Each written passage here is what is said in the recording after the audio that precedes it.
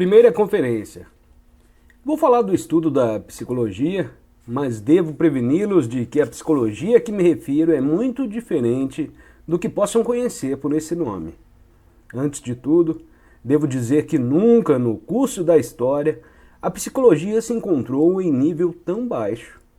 Perdeu todo o contato com sua origem e todo o seu sentido, a tal ponto que hoje é difícil definir o termo psicologia. Isto é, precisar o que é a psicologia e o que ela estuda.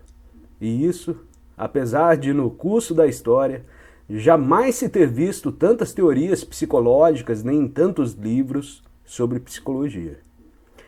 A psicologia é às vezes chamada uma ciência nova, nada mais falso.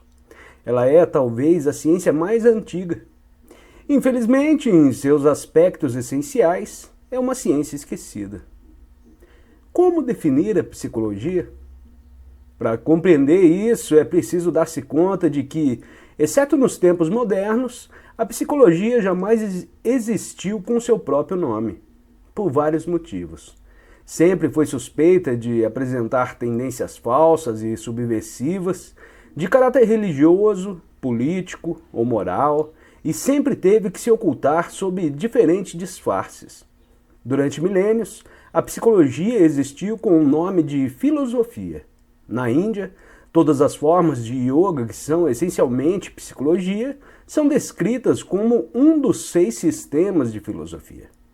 Os ensinamentos sufis, que são, antes de tudo, de ordem psicológica, são considerados em parte religiosos, em parte metafísicos. Na Europa, até pouco tempo atrás, nos últimos anos do século XIX, muitas obras de psicologia eram citadas como obras de filosofia. E embora quase todas as subdivisões da filosofia, tais como a lógica, a teoria do conhecimento, a ética e a estética, refiram-se ao trabalho do pensamento humano ou ao dos sentidos. Considerava-se a psicologia inferior à filosofia, e relacionada somente com os aspectos mais baixos ou mais triviais da natureza humana. Ao mesmo tempo que subsistia com o nome de filosofia, a psicologia permaneceu por mais tempo ainda associada a uma ou outra religião. Isso não significa que religião e psicologia jamais tenham sido uma única e mesma coisa, nem que a relação entre religião e psicologia tenha sido sempre reconhecida. Mas não há dúvidas de que quase todas as religiões conhecidas, evidentemente não falo das pseudo-religiões modernas, desenvolveram esta ou aquela espécie de ensinamento psicológico, acompanhado muitas vezes de certa prática, de modo que frequentemente o estudo da religião comportava já por si mesmo o da psicologia. Na literatura religiosa mais ortodoxa, de diferentes países e diversas épocas, encontram-se excelentes obras sobre psicologia. Por exemplo, esta compilação de autores que datam dos primeiros tempos do cristianismo e que se conhece pelo título geral de Philokalia, livros que hoje estão em uso na Igreja Oriental, onde são reservados principalmente para a instrução dos monges.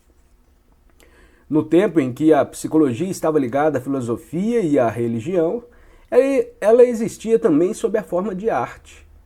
Poesia, tragédia, escultura, dança, a própria arquitetura eram meios de transmissão do conhecimento psicológico. Certas catedrais góticas, por exemplo, eram essencialmente tratados de psicologia. Na antiguidade, antes que a filosofia, a religião e a arte adotassem as formas independentes sob as quais as conhecemos hoje, a psicologia encontrava sua expressão nos mistérios, tais como os do Egito e da Grécia Antiga.